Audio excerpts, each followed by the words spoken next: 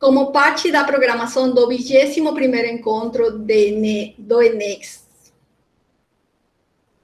Como parte da programação do 21º encontro de extensão ENEX 2020 da Universidade Federal da Paraíba, estamos iniciando a e-tertúlia de número 10 da área Cultura, onde serão apresentados os seguintes projetos: apoio técnico aos projetos de extensão da Assessoria de Extensão do Centro de Comunicação, Turismo e Artes, CCTA 2020. Produção e circulação de aulas, espetáculos, teatro, educação e produção de conhecimentos. Museu e Coisa de Índio, subsídios para a formulação do Centro Cultural Potiguara Rio Tinto PB, ano 3. O conto dançado da criação do mundo, um mito ioruba. Olá a todos e a todas, eu sou a professora Kelly Diana Villacorta, do Centro de Informática, e serei a mediadora desta e-tertúlia. Olá as nossas avaliadoras.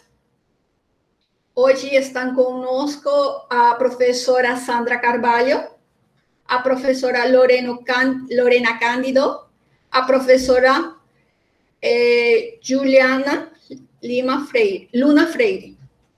Olá, alunos que apresentam os 4 projetos. Olá a todos os presentes no canal do YouTube. Com muita alegria que agradeço a presença de todos neste ambiente virtual. Então, vamos a começar a nossa e-tertúlia com o nosso projeto 1. Apoio técnico aos processos de extensão da Assessoria de Extensão do Centro de Comunicação Turístico e Arte, CCTA 2020. Sinta-se à vontade e comecemos a apresentação. Então, olá, gente. Boa tarde. Está dando para me ouvir? Enfim, boa tarde, né? Eu sou Esdras Alves, sou um dos bolsistas do apoio técnico aos projetos de extensão, da Assessoria de Extensão do Centro de Comunicação, Turismo e Artes. E antes de explicar o projeto em si, eu gostaria de apresentar brevemente as pessoas que compõem a nossa equipe, né? Além de mim, nós temos mais 2 alunos integrando o projeto, mais um bolsista, que é o Wesley de Andrade, de Relações Públicas. Ele entrou agora em outubro para substituir uma colega da gente que estava anteriormente, também de Relações Públicas, e uma aluna voluntária, que é a Vanessa Teodoro, além da nossa coordenadora adjunta, que é orientadora e é técnica em assuntos educacionais, a Lidiane Ramos, e a coordenadora do projeto, que é a Luciene Caetano. Então, todo esse grupo ele se concentra em diferentes partes para alcançar o objetivo central do nosso projeto, que é auxiliar as atividades de extensão que são propostas pelos servidores lotados ali no CCTA, junto aos programas institucionais que são ofertados pela PROEX no nosso centro.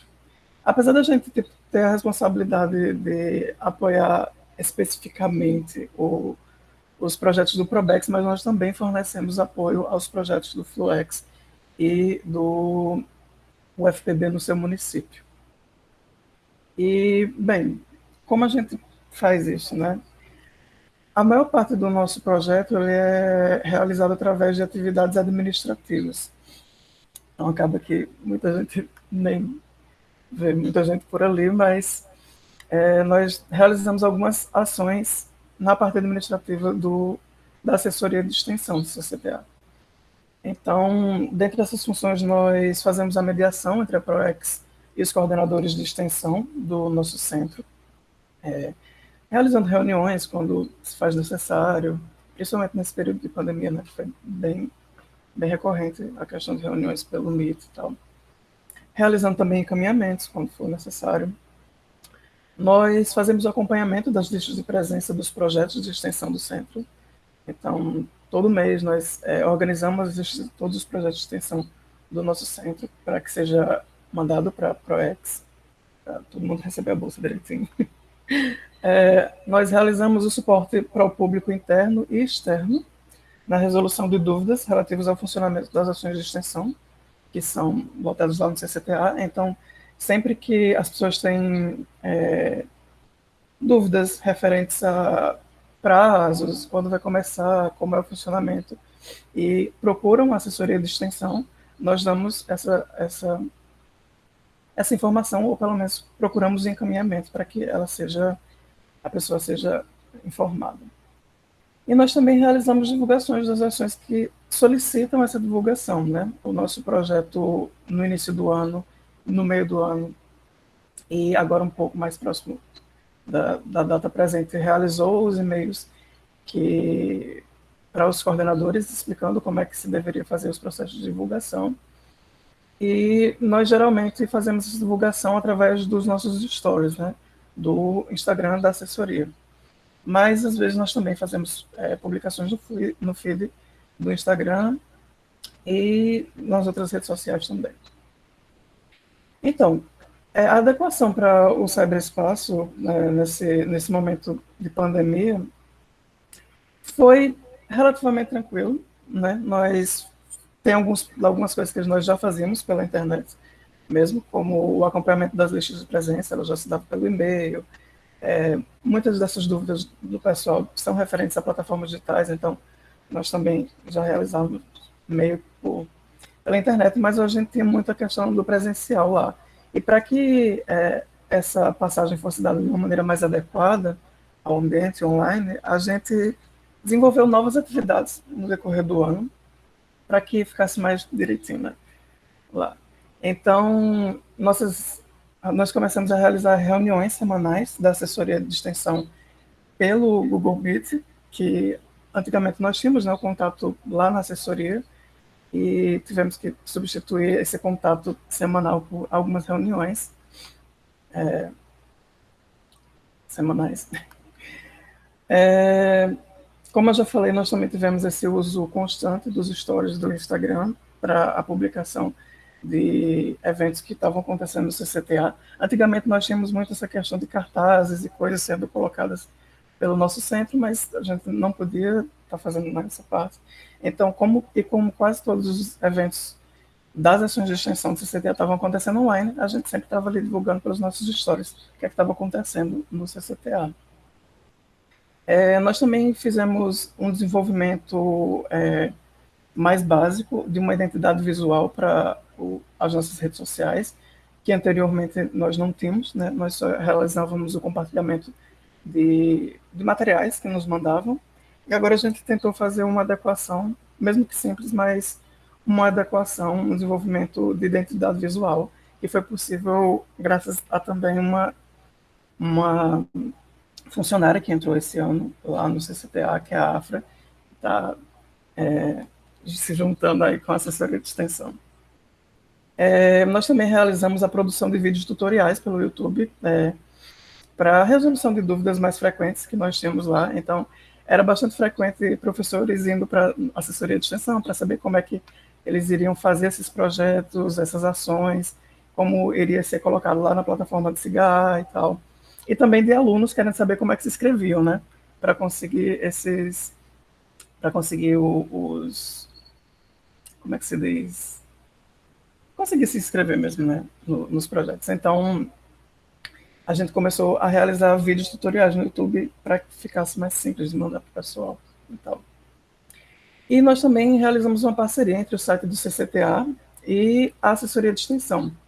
Anteriormente, nós não tínhamos esse contato tão interligado e agora a gente está podendo fazer isso. Então, muito do material que é mandado para a assessoria de extensão agora é repassado para o pessoal do site do CCTA. Isso fez com que os projetos de extensão do CCTA fossem amplamente divulgados no site do nosso centro, quando era enviado, né, essa divulgação para as nossas redes sociais e tal. Em relação ao impacto na nossa vida enquanto bolsista, pelo menos para mim, o projeto representou a inserção na vida profissional, né? Eu não tinha nunca participado de nada em, na vida profissional mesmo, e o projeto ele acaba criando esse primeiro contato de alunos de áreas de comunicação com um ambiente de trabalho de comunicação, né? Nós, a partir do projeto, vivenciamos o espaço de uma assessoria de comunicação. Então, com isso a gente pode fazer associações teórico-práticas mesmo do que a gente aprende para colocar na prática. Né? Então, por exemplo, na minha formação, que é jornalismo, a gente trabalha justamente essa questão da escrita, da produção de matérias, enfim. A gente também trabalha assessoria de comunicação, e isso pode ser colocado em prática através do projeto. Então, foi bem enriquecedor nesse sentido. O pessoal também que está, os outros bolsistas, o outro bolsista é de relações públicas, a anterior, que ele está substituindo agora, também teve uma participação nesse sentido, né, de fazer essas relações. E, enfim, basicamente o nosso projeto é isso. Ele é bem, como é que se diz? Ele é bem administrativo mesmo. E, enfim, a gente está aqui. Se tiver dúvidas ou qualquer coisa, é isso. Obrigada, Esdras, parabéns pelo projeto. Neste momento, participar de projetos que chegam, né, à comunidade nos faz sentir bem, né, conseguir fazer aquilo. Então, com a palavra, a professora Sandra vai iniciar a avaliação, certo? E depois a professora Lorena e, por último, a professora Juliana, ok? Ok. Eu achei interessante o projeto e fiquei, no primeiro momento, me perguntando, né? Porque eu acho, não sei se eu perdi a primeira explicação, de quais eram as pessoas, né? Que formariam o projeto. Mas já no final você conseguiu me responder que o projeto é feito com servidores e discentes, é isso, né? E aí eu achei bem legal e queria saber se vocês, da equipe toda, né, se vocês entendem e se vocês concluíram, se acham que o projeto conseguiu impactar socialmente a comunidade.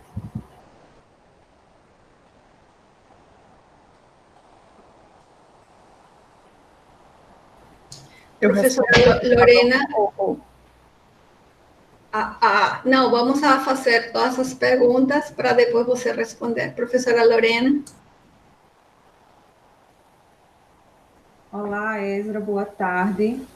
Quero lhe parabenizar pelo projeto, um projeto bastante interessante, né, e necessário. A gente que trabalha com extensão, às vezes sente a necessidade realmente de um apoio mais burocrático, né, que eu acredito que é o papel que vocês acabam tendo em maior grandeza em relação a esse trabalho, né, de estruturação, de organização, de poder fazer a divulgação em relação às ações que estão acontecendo aí no centro de vocês. E eu compartilho da dúvida da professora Sandra, né, eu gostaria que você realmente explicasse um pouco mais em relação ao impacto social que você observa, se aconteceu em relação às atividades, às metodologias e ao trabalho que vocês desenvolveram. Desde já eu parabenizo pelo trabalho, pelo projeto e desejo sucesso.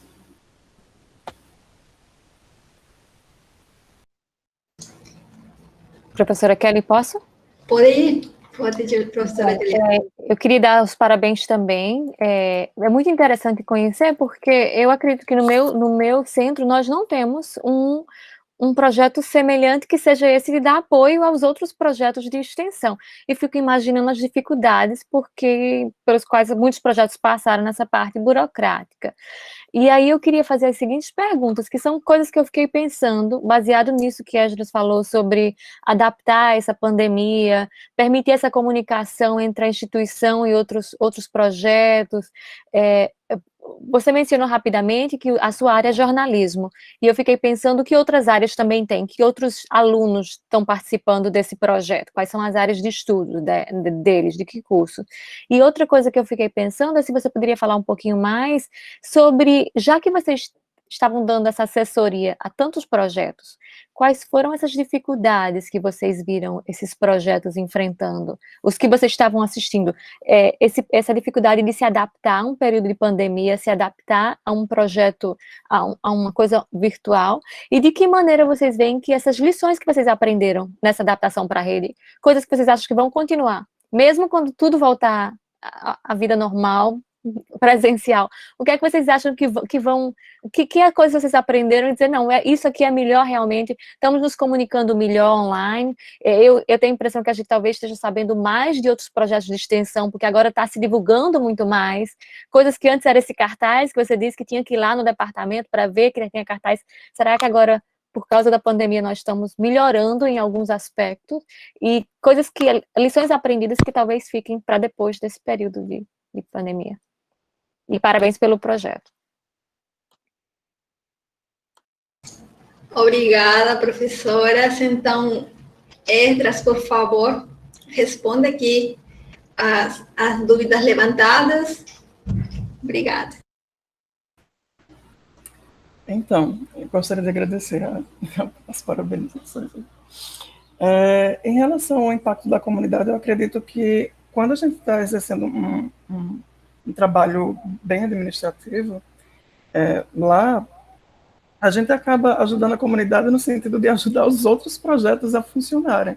Então, se a gente não exerce, se a gente não tem uma organização no centro que faça com que isso seja possível, fica muito complicado dos outros projetos funcionarem.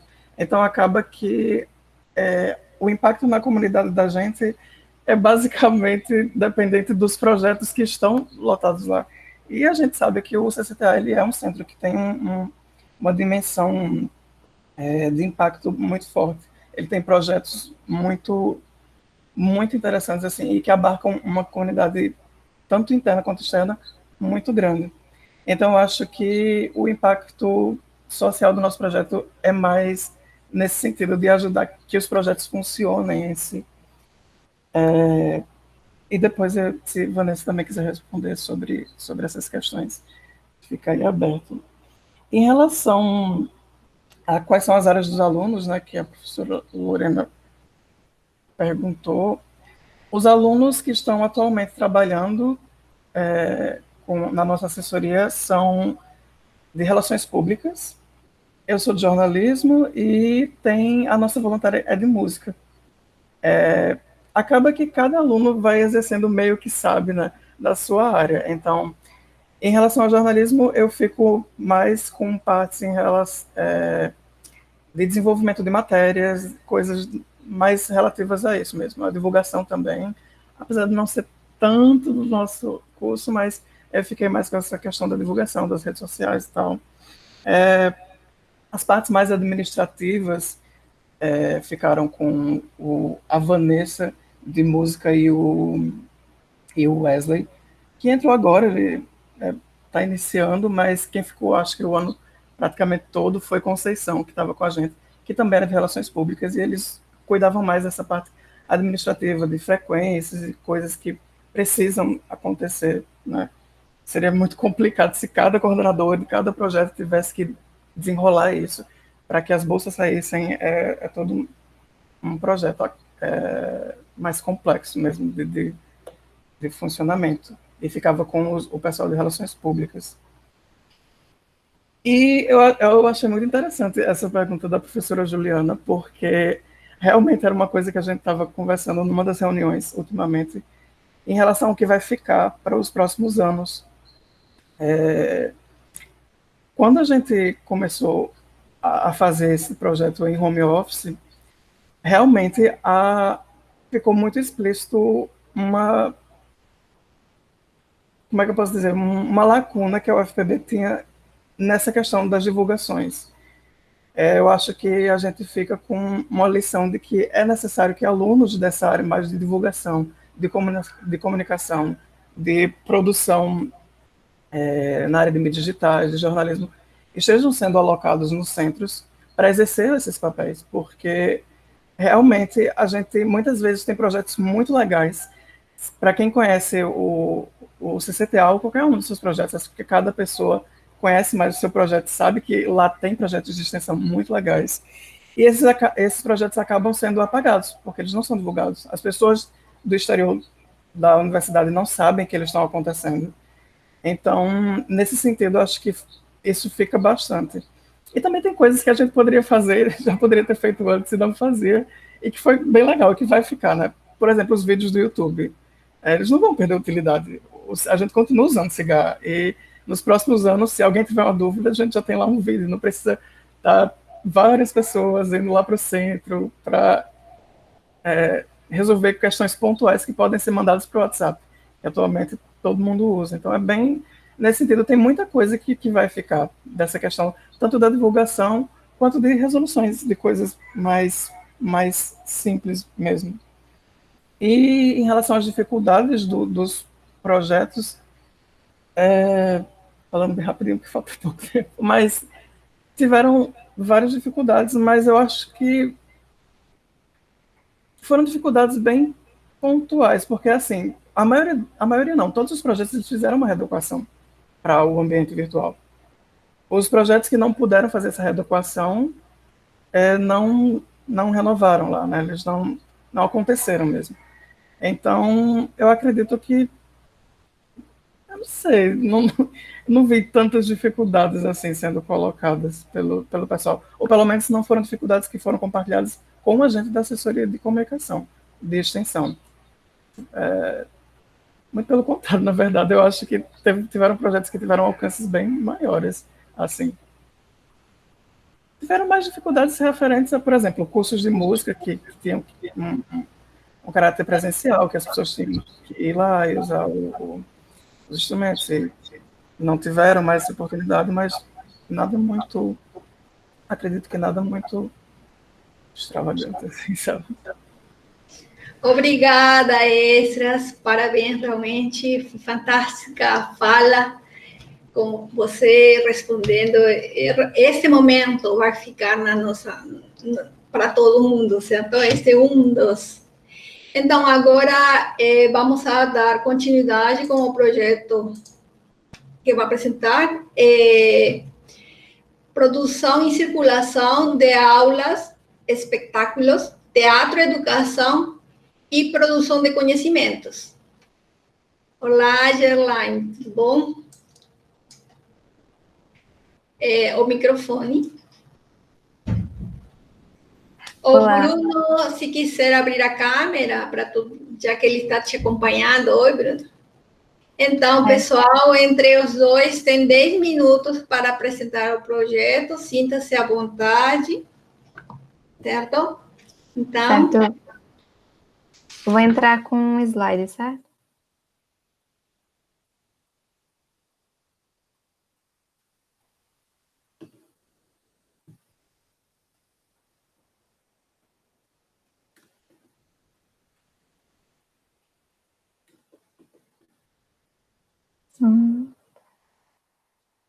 Pode ir falando, porque está demorando. Pode ir falando enquanto apresenta alguma coisa. Apareceu? Bom, meu nome artístico é Ruth Prazin, né? Eu estudo licenciatura em teatro no Centro de Comunicação, Turismo e Artes, Departamento de Artes Cênicas, e o projeto Aula Espetáculos, ele é composto pela equipe... Lembrei aqui. Pela coordenadora Márcia Chiamuleira, Giovanni Covelli como coordenador adjunto, Larissa Robbi como professora colaboradora, por mim, Bruno Constantino, que está aqui, e Miguel Segundo como alunos voluntários, né? Também discentes do curso de licenciatura em teatro. O projeto, ele pensado para a modalidade presencial, ele aconteceria dentro das escolas de rede pública e seria com apresentações de aulas espetáculos.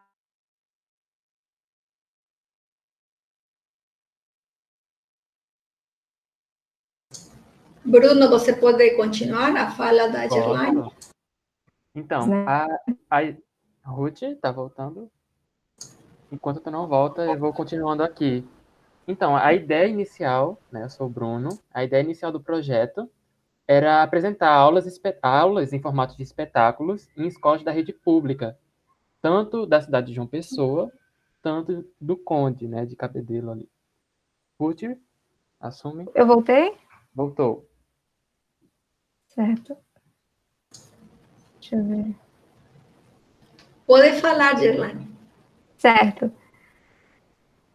E aí, quando a gente readecou para o modelo remoto, né, para a forma remota, a gente resolveu utilizar como um espaço de atuação a rede social Instagram, né, onde a gente faria as publicações e também a realização das aulas de espetáculos.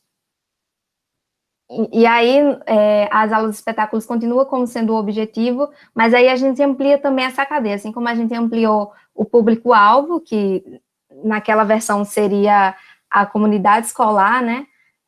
A gente amplia aqui para qualquer pessoa que acompanhe a nossa rede social e que tem interesse em participar, em colaborar e estar presente com a gente, né? E aí a gente faz as produções das aulas de espetáculos, a gente faz um levantamento histórico de manifestações artísticas, teatrais, das artes cênicas, na verdade, e também do ensino, né, da arte e educação. E aí a gente tenta, dentro disso, fazer uma análise, traçando paralelos e tentando identificar onde essas histórias elas vão se encontrar e onde elas vão se distanciar. A metodologia que a gente encontrou para dar andamento ao projeto é um encontro semanal, né? Então, toda semana nós nos encontramos. A gente parte de entrevistas para a construção da aula espetáculo, que é feita no formato de videoanimação, e desse levantamento que eu já tinha falado, do ensino de arte, de expressões e manifestações, que são colocados numa tabela. Então, essa tabela é dividida por década, né?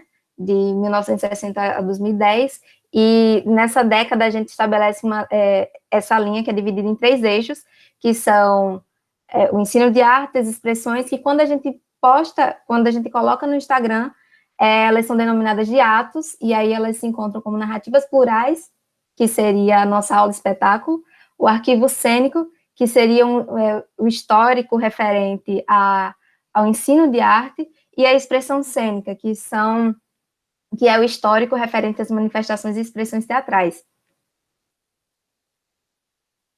A aula espetáculo, em si, ela tem uma metodologia própria, porque são processos, ela requer um processo um pouco mais específico, né?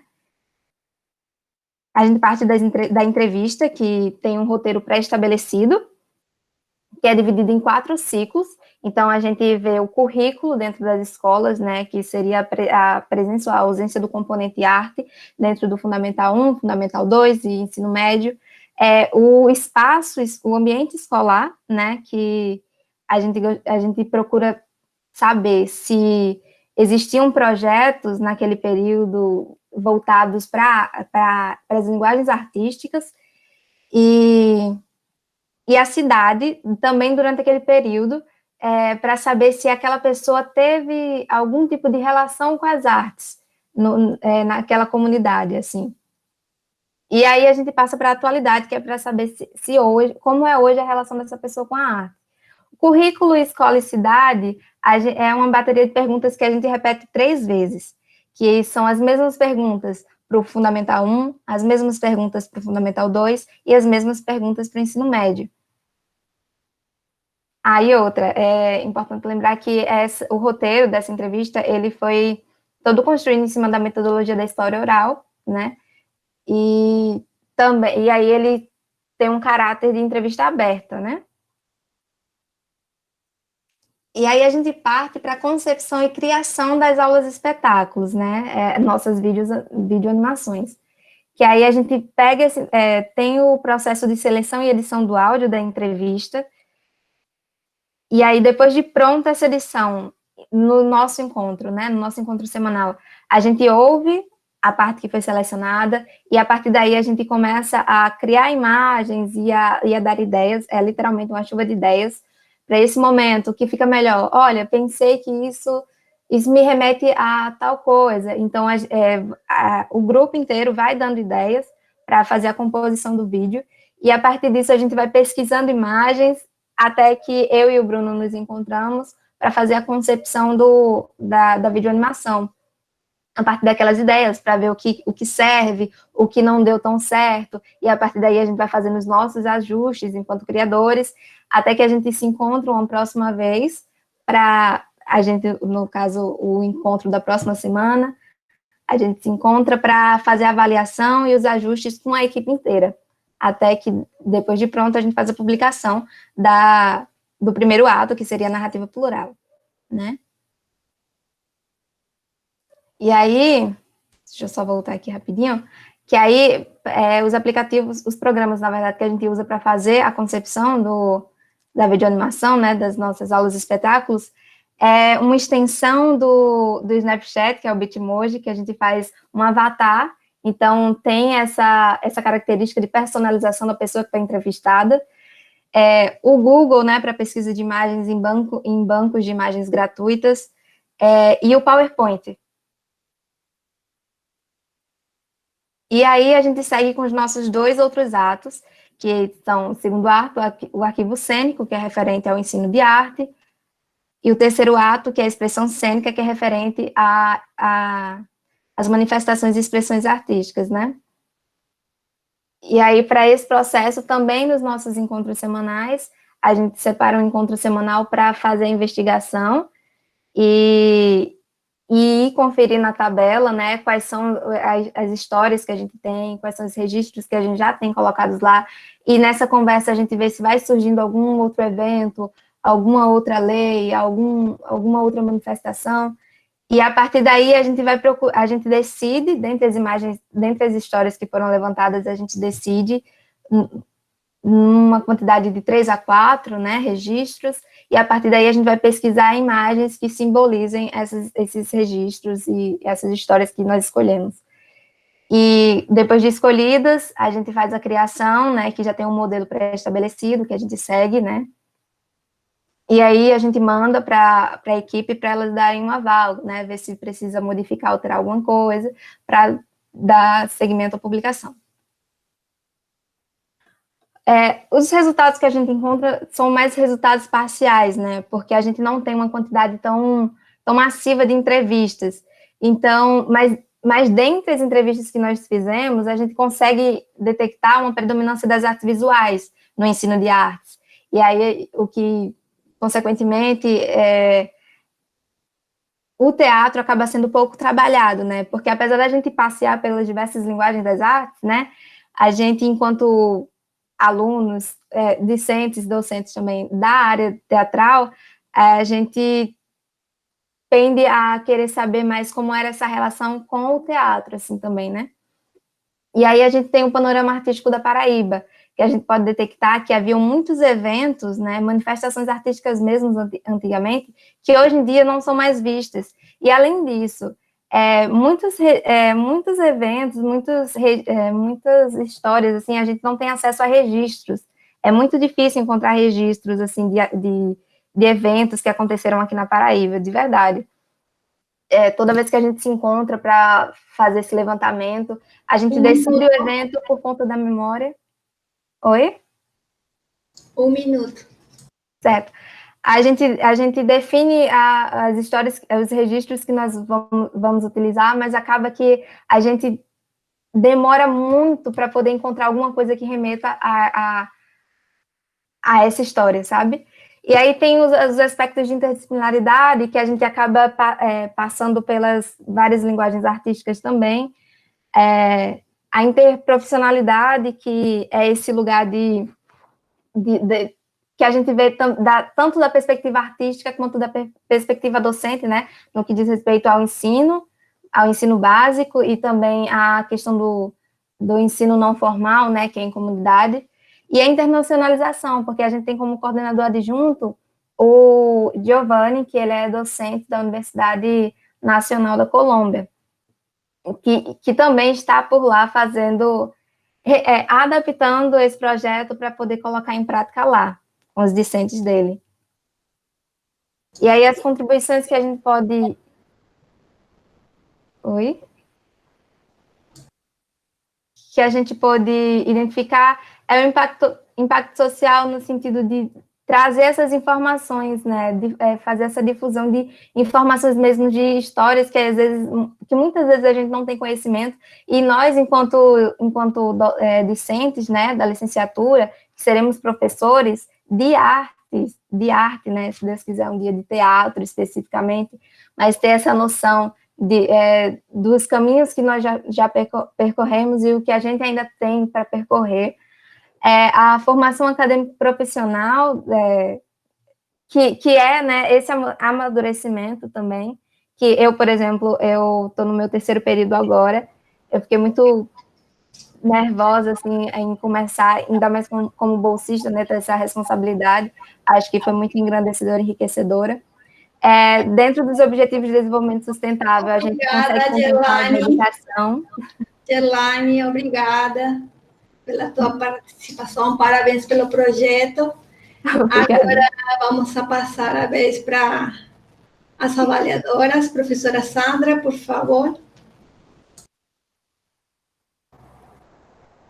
Oi, boa tarde, Ruth.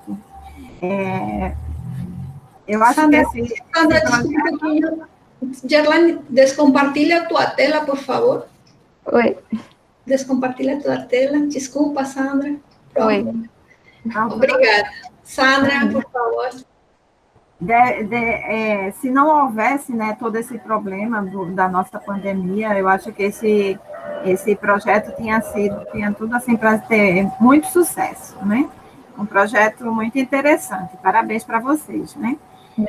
Aí eu fiquei pensando assim, se vocês readaptaram, né, o projeto, ele teve você falou nas várias etapas, né, que tem o projeto, e essa etapa de preparação das pesquisas, tal, como foi que vocês fizeram? Foram com encontros virtuais ou como é que vocês conseguiram fazer isso e perguntar a essas pessoas, né, que vocês devem ter ido em busca, né, dessas informações com as pessoas também, né? E como foi que vocês resolveram isso, né?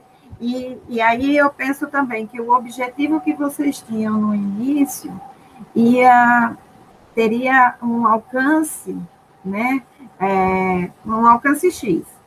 Mas você depois dizendo que utilizou-se, né, da ferramenta, da plataforma do Instagram, essa tua abrangência, ela aumentou muito mais, com certeza, né? Ela ampliou-se, né? E nessa ampliação, assim, vocês têm noção de quanto que vocês conseguiram atingir? O que vocês conseguiram atingir no projeto? Tá? Se foi satisfatório, como é que foi, ou se foi acima do esperado, já que houve toda essa readaptação, né? Obrigada. Obrigada, professora Lorena.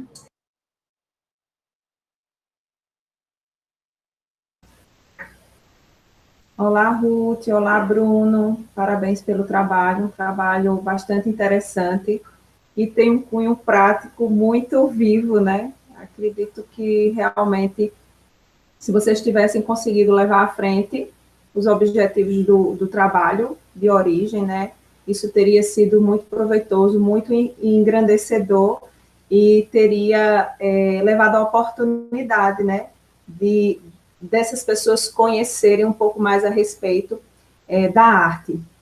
Eu fiquei em dúvida com relação ao público-alvo que vocês trabalharam, né, com quem vocês fizeram essas entrevistas Eu queria que vocês detalhassem um pouquinho mais a respeito dessa seleção, né? Com quem vocês fizeram a entrevista, como vocês procederam para fazer esse trabalho, até chegar à divulgação nas redes sociais, né? Enquanto o Ruth estava apresentando, eu não consegui ver a tela dela, então eu acho que eu perdi alguns detalhes importantes. Então, fazer um pequeno resuminho em relação a essa contextualização do público-alvo e da metodologia que vocês utilizaram. Parabéns pelo trabalho, sucesso. Professora Juliana. Gente, boa tarde. Eu também queria dar os parabéns, eu achei muito interessante. Agora eu tenho interesse em seguir, né, para ver exatamente o que foi feito por vocês durante esse período. Mas eu tinha algumas perguntas também em relação a essas pesquisas, porque como o Ruth estava falando sobre o tipo de informação que vocês obtiveram, que, por exemplo, havia uma prevalência de imagens visuais, conhecimento, artes como visual e não como teatro, e aí eu fiquei imaginando se teria outras áreas também que geralmente estavam ausentes, como talvez dança, que não aparecia tanto em sala, ou então artesanato, outros tipos de arte de culturas minoritárias, indígenas, e assim por diante, se vocês notaram coisas assim quando fizeram essa pesquisa. Pensei também, e é uma pergunta, é um interesse meu de perguntar se vocês mencionaram que o objetivo inicial era trabalhar com João Pessoa e Conde, nessas comunidades escolares. Se vocês conseguiram perceber diferenças em termos de o que estava sendo feito numa região e na outra, ou se não deu tempo por conta da pandemia, mas se havia alguma divergência em termos de... E também das idades, porque no início vocês mencionaram Fundamental 1, 2 e ensino médio, e se por acaso vocês tiveram oportunidade de trabalhar os 3 durante a pandemia, e se notaram divergências, teve alguma informação interessante em termos de como essa arte está sendo feita, né, dentro dessas faixas etárias diferentes e pelos professores e assim por diante. Mas eu queria parabenizar todos, porque é realmente um projeto muito interessante, e o que vocês aprenderam agora vai servir para os anos seguintes, né, mesmo que com todos esses problemas da pandemia em si. Obrigada. Obrigada, professora. Então, com a palavra Gerlane e Bruno, se possível, falar e responder todas as dúvidas levantadas. Bem,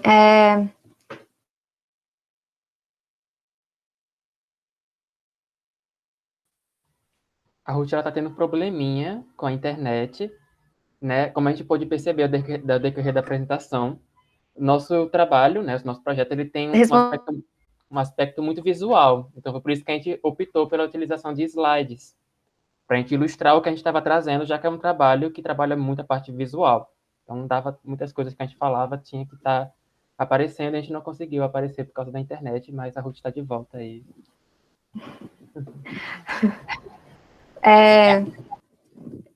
Falando sobre como foram feitas as pesquisas, né? Muitos dos registros que a gente fez publicação vieram das memórias das professoras que estão coordenando, né? Da Larissa, que está como professora colaboradora, e a Márcia. E fora disso, quando a gente vai pesquisando uma coisa específica, a gente acaba encontrando outra, inclusive em artigos, teses, a gente vai tendo esses acessos assim. E as pesquisas elas foram feitas no Google, né? Algumas delas a gente contactou algumas personalidades, como, por exemplo, o Festival do Riso, que teve como produtor o Luiz Carlos Vasconcelos, e aí a gente entrou em contato com ele pelas redes sociais para ver se ele tinha alguma coisa, né, que fizesse referência ao festival. E aí foi basicamente assim, foi pesquisa na internet, e eu acho que por isso é tão difícil, porque como a gente faz essa cronologia, né, e vai indo até 70, e muitas coisas ainda não foram feitas uploads, assim, sabe, na nuvem, então não tem como a gente acessar, a não ser que a gente fosse em busca de arquivos físicos, que no momento não está sendo muito propício. E aí, falando do público-alvo, como a gente fez, a gente lançou, antes de começar, né, a lançar as linhas das histórias, a gente lançou alguns chamamentos no Instagram, né, algumas artes de chamamento. Então a gente fez a gente fez jogou essa isca para atrair as pessoas, tanto que a gente conseguiu fazer uma entrevista com uma pessoa, com uma moça de Cabo Verde, né? Então, foi bem legal, assim, porque a gente estava esperando fazer João Pessoa, talvez no contexto Brasil, mas aí a gente acabou internacionalizando, sabe? Foi bem legal. E aí, mas também foi só ela.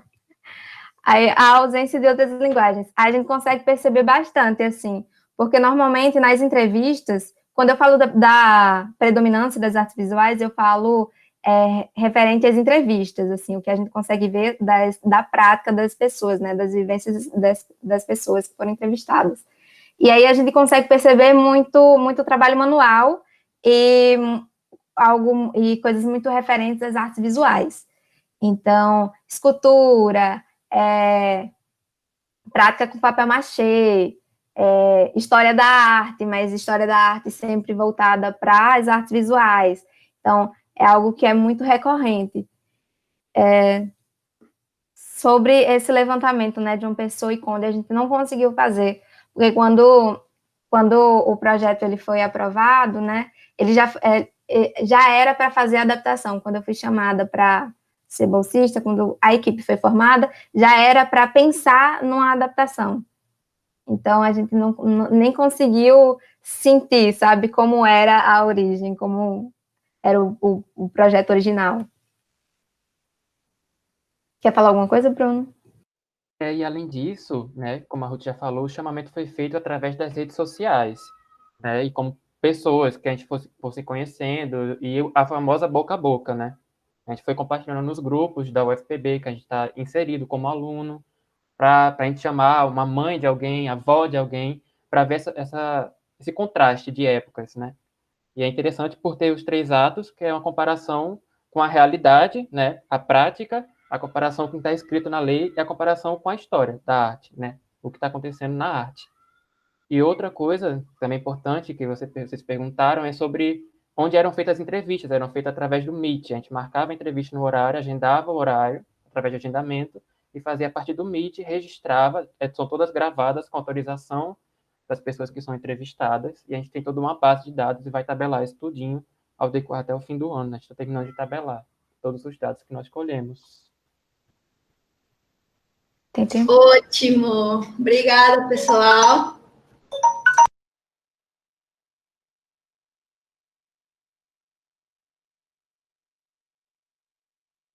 Obrigada, pessoal. Então, agora vamos para nosso terceiro projeto, a apresentação do terceiro projeto, Museu e Coisa de Índio, subsídios para formulação do Centro Cultural Potiguara, Rio Tinto, PB, ano 3. Então, Rafaela, é com você. Boa tarde. Meu nome é Rafaela Saldini, eu faço parte do projeto Museu e Coisa de Índio, subsídios para a formação do Centro Cultural Potiguara, em Rio Tinto, né? E esse projeto, ele tem como participantes a professora... Rafaela, o teu som está chiando. Só uma situação do ventilador, deixa eu desligar aqui.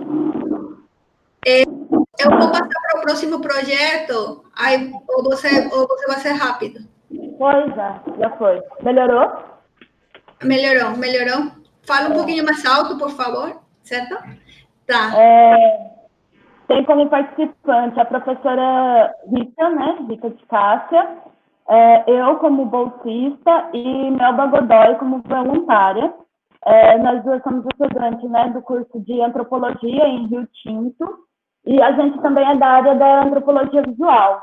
Então, no momento de readequação do projeto, a professora Rita percebeu que tinha bastante linha de acervo, né, vídeos e fotografias que deveriam ser trabalhados dentro, né, do projeto para compor o Centro Cultural Potiguara. Ele está no seu 3º ano e agora a gente está pegando esses acervos e transformando eles em vídeos que futuramente eles vão compor, né, a exposição do Centro Cultural e também atualmente ele vai compor a exposição dos primeiros brasileiros e no site Os Brasis e Suas Memórias, que é organizado pelo antropólogo João Pacheco de Oliveira. O projeto, ele tem como metodologia básica a questão da antropologia visual, e a gente trabalha com esses vídeos mesmo, resgatando essas narrativas desses indígenas que foram já realizados, e durante a pandemia a gente também recebeu alguns vídeos de outros indígenas, eles gravando, né, e falando suas narrativas, contando suas histórias sobre o território, a trajetória, né, de reconhecimento indígena potiguara. E, além disso, o projeto também tem como base procurar esses vídeos futuramente compor nas escolas municipais, né?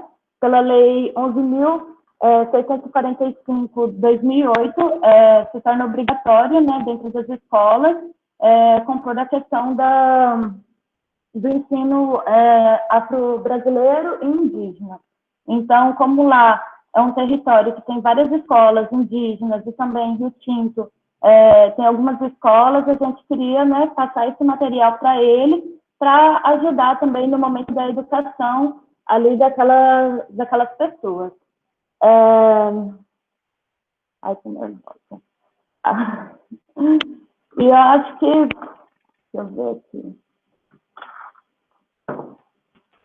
Também tem a questão de que a gente está procurando agora fazer a legendagem desses vídeos, pensando na questão de acessibilidade mesmo, né, das pessoas que têm deficiência auditiva, de ter, né, o acesso a esses vídeos e conseguir entender o que está sendo discutido ali dentro. A gente recebeu 2 vídeos sem ser da etnia potiguara, de uma etnia, de umas outras etnias, e eles falam a língua própria deles, né? Então a gente vai fazer a tradução desses vídeos com a ajuda de uma pessoa que é indígena também, que faz parte dessa etnia, para a gente começar a legendar esses vídeos. Eu acho que é basicamente isso, assim, a gente está tentando trabalhar buscando a antropologia visual para, né, somar a exposição do Centro Cultural Potiguara, servir como um acervo para ele. Eu acho que é basicamente isso, assim. Desculpa, estou um pouco nervosa. Obrigada, Rafaela. Eu acho que deu para entender o teu projeto. Parabéns. Certo, agora vamos a falar com as avaliadoras. Professora Sandra. Oi, Rafaela, boa tarde. Parabéns, né, pelo trabalho. Não fica nervosa, não. Respira aí, para você poder tirar algumas dúvidas da gente. Tá certo? Fica tranquila, que é só uma conversa. Você falou que é o 3º ano do projeto, né? O 3º ano que vocês estão com o projeto. Então, hoje, vocês já têm história nesse projeto, né? E antes, nesses 2 anos antes, vocês não tinham essa situação, né, atípica, e é a que a gente está vivendo, da pandemia. Então, com certeza, a linha do trabalho de vocês, o objetivo era né?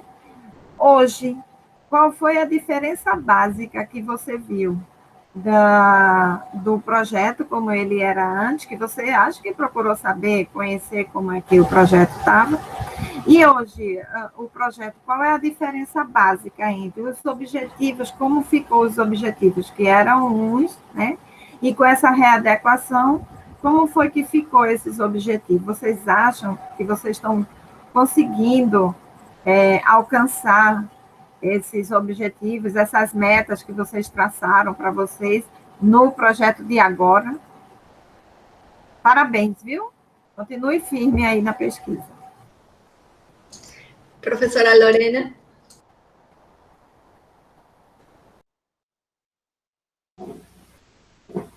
Oi, Rafaela. Parabéns pelo projeto.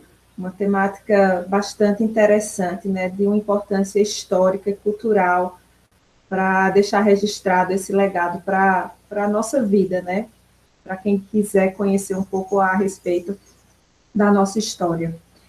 Eu também fiquei um pouco em dúvida em relação a como esse trabalho se desenvolveu, né, fazendo esse paralelo que a professora Sandra já tinha citado, né, como é que vocês trabalhavam em uma situação normal, né, de vivência prática, e como foi que vocês conseguiram adaptar esse projeto. Então, tentar especificar esses dois objetivos, né, como o trabalho foi concebido, né, em termos de objetivo, e como vocês conseguiram adaptar, deixar isso um pouquinho mais claro. E também eu queria saber como esse trabalho que vocês estão desenvolvendo pode acrescentar e contribuir com a sua formação. Professora Juliana? Eu queria dar os parabéns ao grupo que está envolvido no projeto, e eu tenho algumas perguntas. É um tema que eu gosto muito, a questão do cinema indígena, e as perguntas que eu tinha é que, pensando, né, nesse trabalho todo de tentar resgatar essas culturas, resgatar esses conhecimentos, eu queria saber se nesses 3 anos de projeto vocês foram capazes de se comunicar com outros projetos similares que também trabalham com essa questão de cinema, o acervo sobre filmes e documentários indígenas. Se, quando vocês fizeram essa seleção de vídeos, são filmes que são feitos por indígenas ou sobre essas comunidades? Foi uma das dúvidas que eu tinha. E se os membros da comunidade, eu sei que agora está na pandemia, é tudo mais difícil, mas durante os 3 anos, se dentro da comunidade, os membros da própria comunidade potiguara demonstraram interesse em trabalhar e ajudar nesse projeto, e se eles se envolveram nesse projeto de alguma forma também durante o processo. Parabéns, viu? Obrigada, avaliadoras. Então, Rafaela, agora falar, responder a estas dúvidas. Pronto. A gente está no 3º ano, né? E no primeiro e no 2º ano eu já conheci o projeto. Eu ajudava ele de forma informal, mas em nenhum momento com vínculo da universidade. Conheci o trabalho da professora Rita também. E no primeiro ano foi o ano de formação, né? Que os potiguaras decidiram formar o Centro Cultural. Então, foi todo aquele trabalho de pensar como que iria ser, né, a formação é dentro de um casarão, então teve palestras, teve oficinas, né, para eles apresentando o que eles queriam, né, da gente e como que aquilo ia funcionar. Aí, no 2º ano, já foi meio que a prática de tudo isso, né, a gente começou a colher frutos do primeiro ano. Só que durante esses tempos, havia algumas entrevistas que eram gravadas, né, de depoimentos deles, de memória, narrativa, né, trajetória, território, sobre a questão da cultura deles, só que eles não tinham sido trabalhados, esses vídeos, né, eles não estavam editados, estava tudo de forma bruta e precisava de uma edição. Então, assim, quando a gente vê no momento pandêmico, a gente aproveita esse momento para pegar todo esse acervo e começar a trabalhar com ele, para que posteriormente eles possam usar dentro do Centro Cultural. Porque o Centro Cultural ele também vai ser uma forma de exposição, né? Só que aí vai compor também as bibliotecas, né, as escolas, esses vídeos. Essa é a nossa intenção, né? Esse é o nosso retorno. E é muito importante esse retorno, porque falam sobre questões assim, fundamentais e de lideranças que já são mais velhas, né, já são anciãs. Então, pensando nessa possibilidade também, e a gente sabe que o coronavírus, né, a questão da morte está aumentando muito, serve também como um registro, né, dessas falas dessas pessoas. Sobre a questão do vídeo também, os primeiros vídeos eles foram gravados sobre a mediação do professor João Pacheco, e quem gravou foi o Glauco. Os outros vídeos, no momento da pandemia, já foi diferente, porque a gente não foi a campo, né? Então, eles mandaram para a gente os registros, a gente colocava um tema, tipo assim, fala sobre demarcação da aldeia Três Rios. E aí eles discutiam sobre isso dentro do vídeo, a gente recebia o vídeo e editava o vídeo. Então, foi dessa forma que a gente trabalhou. Teve 2 formas, né? Um que foram os próprios indígenas gravando, e o outro foi no primeiro momento, que era desses registros que já aconteceu no primeiro e no segundo ano. Aí, sobre a contribuição para a minha formação, né? Eu gosto muito da antropologia visual e eu também gosto muito da questão indígena e quilombola. Então, ter essa aproximação desse projeto me faz repensar a questão da narrativa, do processo de construção narrativa, na questão fílmica mesmo, mas não na questão fílmica do cinema, na questão fílmica etnográfica, né? Dentro do viés da antropologia visual, que é totalmente diferente um do outro. Então, é respeitando a tradição, é respeitando o que eles dizem, é com muito cuidado, né? É respeitando o momento da edição também, porque o filme é um texto, né? A gente edita aquilo, né? Aquilo não é 100% a verdade, né? A gente está trabalhando com uma representação. Então, assim, foi nesse momento que eu comecei a perceber situações que eu não deveria fazer, porque, vamos dizer assim, não que eu estaria desrespeitando, mas eu estaria ultrapassando a antropologia, né? E a gente sempre quer manter a questão da antropologia e da tradição deles, marcando a questão mesmo da narrativa por eles, né? Apesar de a gente estar gravando, são eles que estão passando essa fala, né? Sobre a questão de ter a proximidade com outros projetos, sim. Inclusive, a proximidade com outros acervos que discutiam sobre a questão indígena, né, dentro os potiguara e as outras etnias, né, daqui do Brasil. Então, a gente tem sim, né, inclusive, o Vita também coordena o Trajetórias Indígenas, que também faz parte, né? Então, acho que é basicamente isso. Obrigada, Rafaela. Agora você ficou menos nervosa, conseguiu falar e foi focado nas dúvidas das nossas avaliadoras. Parabéns, realmente magnífico, magnífico conseguir chegar tão longe estando isolado, né? Então, obrigada. Agora passamos para a apresentação do nosso quarto projeto, O Conto Dançado da Criação do Mundo, um mito iorubá, tá? Então, a Juliana vai apresentar este projeto. Juliana, com você. Olá, bom final de tarde para vocês. Eu me chamo Juliana Lima. O meu projeto é O Conto Dançado da Criação do Mundo, um mito iorubá. Esse projeto ele surgiu em parceria do Ponto de Cultura Maracastelo com o professor Sérgio de Oliveira. Nós somos do bloco do CCTA. Eu sou aluna do curso de dança, licenciatura, e o objetivo desse projeto é vivenciar e valorizar as culturas e danças afro-brasileiras, a partir do processo de criação do espetáculo cênico-musical, O Conto Dançado da Criação do Mundo. Esse projeto ele surgiu a partir de uma inquietação com a subjugação dos povos de pele, de cor, né? Dos povos africanos. E a partir dessa inquietação com a subjugação dessa cultura, desse povo, da riqueza dessa cultura, da riqueza de histórias, esse projeto surgiu. E a intenção, a princípio, antes da pandemia, era que a gente instalasse esse projeto dentro do DAC, do CCTA, e que a gente pudesse abarcar as pessoas majoritariamente da dança, mas também do teatro e quem quisesse da música também, por ser um espetáculo cênico-musical, né? Então, devido ao isolamento, a gente conseguiu fechar um grupo de estudos, onde a gente se encontra semanalmente, em reunião remota, e a gente conseguiu essa quantidade de 20 pessoas, hoje devemos estar com as 13 pessoas que estão ali.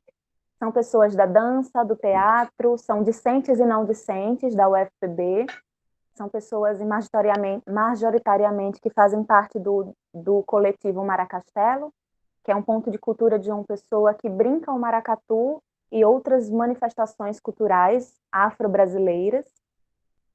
E aí a gente teve que passar esses encontros remotamente, né, através do Google Meet, do Zoom. Inicialmente, a gente fez um levantamento bibliográfico. O nosso primeiro referencial foi o livro chamado Ibadu, que ele conta a criação do mundo na perspectiva iorubá. E aí a gente foi estudando, a partir dessa cosmopercepção africana, a gente foi estudando também a filosofia, a corporeidade, a forma de relacionar-se com o mundo, com base nos povos africanos, né? Porque a gente percebe que hoje é vigente uma cultura eurocentrada, então a ideia de descolonizar, de trazer um pensamento decolonial, abarcando as várias outras culturas e manifestações nas suas formas de pensar, de agir e de viver, né? E aí, a partir desses encontros bibliográficos, em um certo momento a gente chegou no ponto de fazer esse estudo no corpo, de trabalhar este corpo numa cosmopercepção africana. Então, a gente teve aulas de dança afro, de samba reggae. No momento, a gente está com aula de danças afro-brasileiras com a Aline Valentim, uma moça que é ativamente no Maracatu, de Recife, mas a gente está tendo aulas online com ela, está sendo muito enriquecedor para a construção desse corpo afro.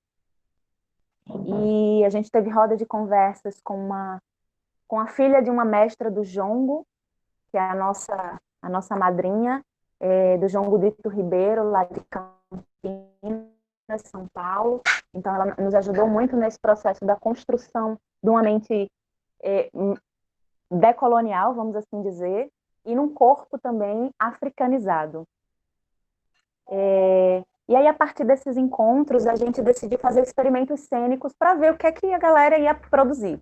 Então, tínhamos um grupo grande, onde se dividiram em grupos menores, e cada um escolhia uma cena do livro, do Ibadu, A Criação do Mundo, para reproduzir essa cena, né? Como seria se a gente fosse fazendo espetáculo. Então, esses pequenos grupos criaram roteiro, figurino, cenário, música, tudo que a gente poderia abarcar dentro de um palco, dentro de um espetáculo, a gente criou nesses experimentos cênicos. E o que foi muito interessante é que a gente teve que se desenrolar em ser também os donos do audiovisual, né? Então, a gente teve que trabalhar com gravações, com edição de vídeo, né? Com criação sonora. Então, foi muito interessante e enriquecedor, né? Mas esse foi a forma que a gente teve que readequar, porque intencionalmente seria tudo ao vivo, presencial, né? Todos fazerem essa criação juntos, mas a gente acabou fazendo dentro do que a gente tinha, né? Os encontros remotos. A minha experiência, eu trago ela como lugar de mulher negra, né? De trazer realmente essa cosmopercepção. A cosmopercepção africana, ela envolve o meu corpo-mente. Dentro da dança, a gente usa muito essa palavra de corpo-mente, que não existe a mente separada do corpo, né? De trazer esse corpo-mente junto com todos os sentidos. Essa é a cosmopercepção africana. É como todo esse corpo, com todos os sentidos que existe, se relaciona com o mundo, né? De que forma acontece esse relacionamento. E é um relacionamento muito pautado na senioridade, né? Nas tradições brasileiras também, né? Dos indígenas brasileiros, isso acontece muito, de respeitar quem veio antes, né? Honrar a pessoa que veio antes, né? Os mais velhos, e a oralidade. Então, foram duas coisas que a gente aprendeu muito com relação ao que é essa cosmopercepção africana. E eu, como mulher negra, trazendo essas informações na minha construção de pessoa, né? De persona, de self, foi um desvelar. Para mim, foi um desvelar do velado.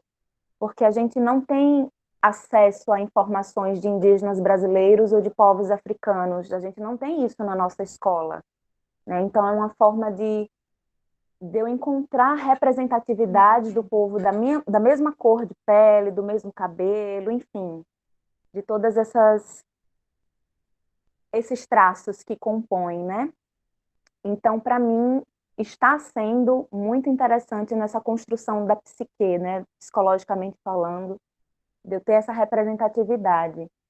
E minha contribuição como educadora em formação, como professora de dança em educação, de dança, professora, educadora da dança, é muito enriquecedor também, mais uma vez, trazer esse pensamento decolonial, que é um pensamento que desprende da lógica de um único mundo possível e amplia a mente para outros universos. Cada cultura tem uma mitologia. Alguns indígenas brasileiros têm Tupã, né? E como esse povo iorubá tem Orumilá, Orumilá não, seria o sábio, Olodumare. E como a cultura sumérica, enfim, todas as suas culturas, incas, maias, todas elas têm as suas histórias de criação do mundo. E isso é muito interessante da gente passear e sair somente da visão eurocentrada de que é desse jeito que acontece. Então, como educadora, é muito interessante para poder despertar isso nos meus futuros alunos, né? Então, começa comigo, esse desvelar dos velados, e passa para as pessoas que vão me encontrar nesse caminho. É isso. Obrigada, Juliana, parabéns. Não tem nada melhor que se identificar com o projeto que a gente está tocando, né? Parabéns, de verdade. Professora Sandra, bora começar as perguntas? Oi, Juliana. Parabéns pelo projeto, parabéns pela apresentação, viu? Eu queria perguntar sobre a readaptação do projeto. Nessa readaptação que vocês fizeram, né? As mudanças foram muitas. Eu queria saber como foi que vocês trabalharam isso, porque você falou na participação, né? Então, quando vocês criaram o projeto, isso já tinha sido pensado? Era uma meta de vocês? Era um objetivo alcançar isso? Ou isso foi depois dessa readaptação, né? Outra coisa eu queria saber se você acha, a gente viu claramente que para você o projeto ele cumpriu, né? E valeu muito a pena. E trouxe outros benefícios e resultados bem positivos para você, né? E para a comunidade, houve um impacto social na comunidade com o projeto cumpriu esse objetivo que vocês tinham, ou qual era o objetivo mesmo? Parabéns, viu? Acho que você vai ser uma professora de dança muito feliz. Professora Lorena? Oi, Juliana, parabéns pelo trabalho que você tem desenvolvido. É muito gratificante, né, quando a gente consegue se encontrar, consegue visualizar no trabalho de extensão as nossas crenças, os nossos valores. Isso é muito importante. Isso faz parte realmente desse caminho de construção de felicidade. Eu queria que você explicasse um pouquinho mais como é que vocês recrutaram esse grupo de trabalho que você mencionou, né? Algumas pessoas estavam trabalhando no início 20, e por agora acho que mais ou menos 13 pessoas continuam com o trabalho. E se vocês conseguiram socializar, né, de alguma forma, com a comunidade, esse estudo e essa produção tão rica que você mencionou, né? Eu acho que teria sido muito importante esse compartilhamento. Então, eu queria que você esclarecesse um pouquinho a respeito dessas questões. E lhe parabenizo, né, pelo projeto e por toda a construção que você conseguiu absorver em virtude de todo esse estudo e toda essa dedicação do projeto. Obrigada. Professora Juliana?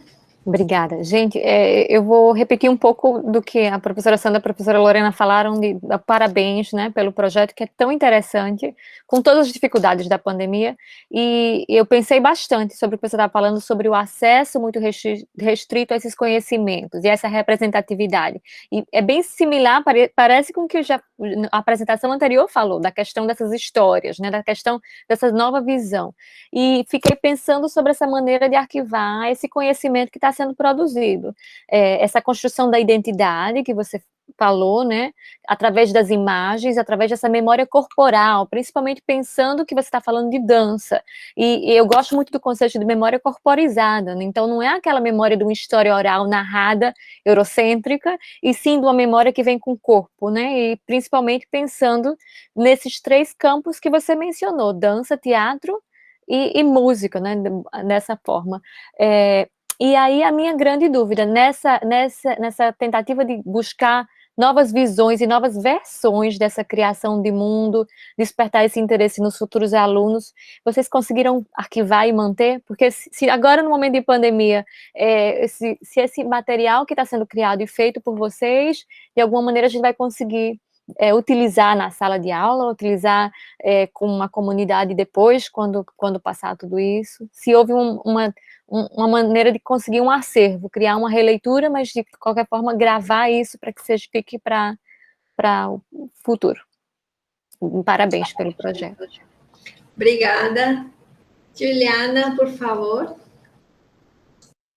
Bom, a gente teve muitas mudanças, porque a princípio é um espetáculo, então o interessante seria que estivéssemos todos juntos, né, estudando, criando, vivendo ainda mais no corpo, né? Mas a gente teve que se readaptar, então, onde a gente teria mais experimentos com o corpo, a gente teve um bocado de teoria, de filosofia, de estudo, de textos, para que a gente pudesse tentar equilibrar e manter, de alguma forma, o estudo acontecendo, né? Mas estamos com a corporeidade caminhando e está dando certo, está sendo bem interessante. As pessoas de fora, a gente já tem alguns, como eu faço parte desse ponto de cultura Maracastelo, a gente já tem algumas pessoas que são amigas, né? Então, a princípio, a gente sim queria trazer essas pessoas de fora para trazer vivências para dentro do grupo, né? Era uma das intenções, sim, desde o princípio, mas a gente conseguiu fazer esses encontros online.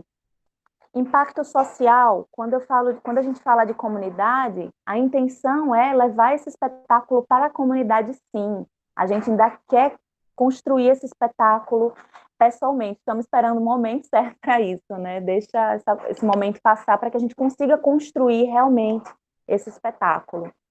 E quando eu falo de comunidade, então eu posso dizer que essa comunidade de 20 a 13 pessoas foi impactada, sim, porque muitas dessas pessoas têm ancestrais negros e indígenas, e muitas dessas pessoas são negras, e a partir do processo foram se reconhecendo, foram aprendendo, foram encontrando essa representatividade. Então, dentro dessa comunidade, sim, houve um impacto muito forte, de todos se questionarem e verem seus lugares e o que fazer para construir um mundo melhor e menos racista, né? A recrutação do grupo. Nós somos um grupo de maracatu que brincamos outras manifestações culturais brasileiras. Então, como a gente não tinha espaço físico para isso, a gente recrutou o pessoal do próprio coletivo, né? Nesse coletivo tem mais ou menos de 30 a 40 pessoas, mas a gente conseguiu começar com 20 e hoje estamos mais ou menos em 13. E os arquivos, sim, nós temos arquivos. Esses arquivos a gente fez os experimentos cênicos, né? E esses experimentos cênicos, eles estão todos registrados, guardadinhos, foram todos em audiovisual. A gente pretende, nesse mês da consciência negra, né? E, de alguma forma, liberar para o público, para as pessoas, o que a gente vivenciou nesse experimento. A gente quer fazer um dia de culminância, talvez no dia 20 de novembro, vamos identificar a melhor data para isso, mas ter um dia de culminância para expor esse trabalho e as conversas, as visitas que a gente recebeu e tornar isso público. Mas queremos sim realizar o espetáculo, esperamos que em 2021 a gente consiga esse momento. Gratidão a todas. Obrigada, Juliana. Obrigada a todo mundo. Pessoal, eu gostaria de convidar todo mundo a ligar as suas câmeras e pedir às nossas avaliadoras dar as suas palavras finais neste magnífico momento. Professora Sandra, por favor. Quero agradecer a todos e a todas, né? Como Juliana falou, gratidão por estar aqui, né? Minha primeira vez como avaliadora, como a primeira avaliadora como de tertúlias e agora tertúlias também. Primeira vez, gostei muito de conhecer vocês, né?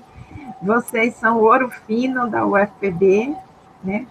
São as coisas lindas que estão aí florescendo e que vão cuidar aí dessa terra, cada um no seu espaço, né? Cada um fazendo do seu jeitinho, mas com um único objetivo, né? Fazer isso aqui, essa vida aqui muito melhor. Então, gente, parabéns para cada um, viu? Continue assim, firme e forte na luta, porque estamos na luta. Obrigada, professora. Professora Lorena. Eu só tenho a agradecer também a todos vocês. Foi uma experiência única, né? Já trabalho com extensão há algum tempo, desde que eu entrei na universidade, que eu trabalho com extensão, vivo extensão, e me identifico muito com esse trabalho, né? E ver a forma como vocês conseguiram se adaptar, se reinventar diante de toda essa situação e não deixar com que os trabalhos de extensão de vocês parassem, foi muito bonito. Muito obrigada pela oportunidade, desejo sucesso a todos. Obrigada. Gente, eu também, desculpe, eu também queria agradecer, e uma das coisas que eu fico sempre pensando é que a gente diz que a universidade, ela é meio isolada, né, a ideia da universidade, e vocês fazem com que aquele conhecimento que está sendo produzido dentro da universidade saia, mas também tem outro ponto importante, é que vocês estão indo nas comunidades para trazer aquele conhecimento que está sendo produzido fora, para dentro dessa universidade também, não é verdade? Então, não é uma via de mão única, o conhecimento da universidade para fora, mas vocês falaram dos indígenas, vocês falaram Então, esse questionamento também está partindo de fora para dentro, e essa comunicação é muito importante, não pode haver esse muro, então essa torre de marfim não pode existir dessa maneira, a gente precisa realmente quebrar essas pontes, e isso é muito importante, conhecer o que está sendo feito em outros departamentos, conhecer o que está sendo feito em outras comunidades, conhecer o que está sendo feito por pessoas de campos completamente diversos, diferentes dos nossos, tá? Muito obrigada pelo que aprendi hoje, foi um prazer participar. Obrigada a todo mundo, pessoal. Reinventar, todo mundo está reinventando, de alguma forma se está reinventando. É um tipo de empreendedorismo, certo? A gente lida com essa palavra, mas é isso que estamos fazendo, ok? Agradeço a participação de todos os apresentadores do projeto, os avaliadores e ao assistente de sala, certo? Que juntamente comigo realizou a administração e mediação da tertúlia do número 10 da área cultura, do ENEX 2020, promovida pela Coordenação de Programas de Ação Comunitária, COPAC, da Pró-Reitoria de Extensão, PROEX da UFPB. Vamos a tirar a nossa foto, todo mundo sorrindo para a câmera, 1, 2, e assim damos por encerrada a nossa tertúlia. Muito obrigada.